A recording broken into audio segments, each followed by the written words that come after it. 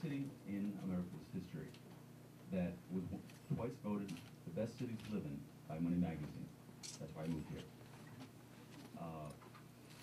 Also, it's a privilege to get to speak with a presidential candidate, and I hope you get to shake your hand on my birthday today.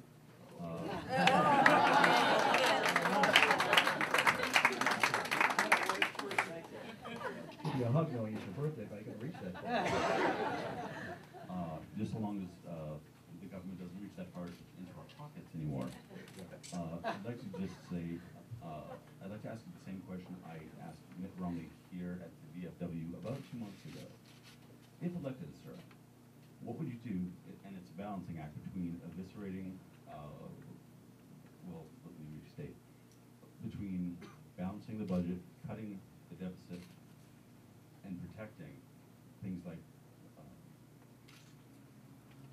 Social Security for those who have earned it and paid into it all their lives, SSDI, things like that.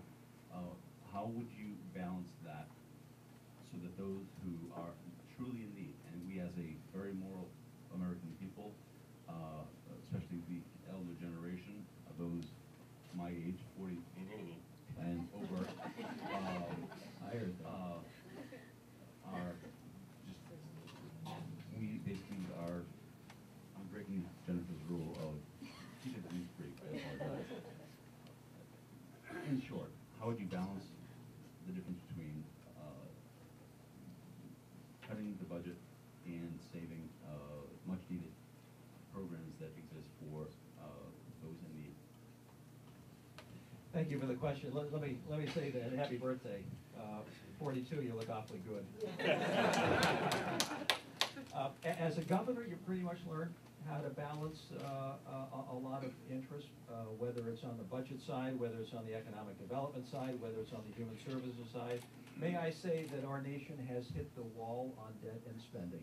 I want to be very clear about where I will be, because if somebody doesn't like what I say, they can go find somebody else to vote for, because I don't want to get there and start, waffling and start hedging and obfuscating. That's not who I am.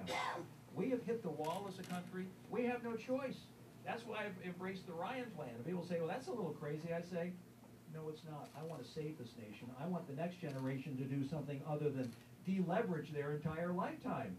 They deserve better than what now is on the plate getting ready to be passed down to them.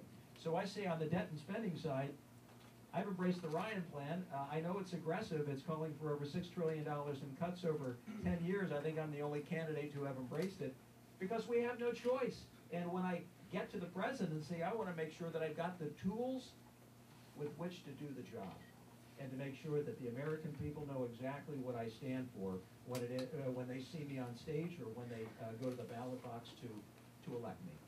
On the growth side, which is just as important as the debt and the spending side, I have a very specific tax program that I want to put forward. The Wall Street Journal has endorsed it.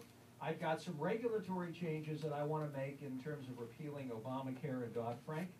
And I have some specific steps that I want to take toward moving toward energy independence. I took some of these steps as governor, so I've seen it actually in the marketplace. I'm not just speaking hypothetically. I'm speaking again as a practitioner. So I know exactly what I'm going to drop off to Congress on day one, and I'm going to say, Congress, we've got 2 years in which to get this done, and then the door closes, which is where President Obama is. That's why nobody cares anymore. The door is closed, and they've analyzed what he did the first 2 years. Nobody cares anymore. Realistically, the rhythm of politics is such, whether you're a governor or president, you've got 2 years in which to get your most important objectives done, and then it's game over.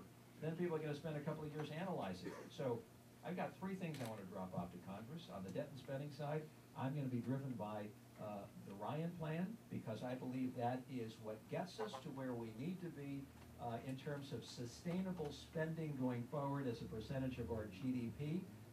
And if people don't like where I come down on that, there are always other people in the race, but I'm just not going to fudge, and I'm not going to obfuscate on this. It's too important to the next generation that we not screw it up. Thank you. Thank you.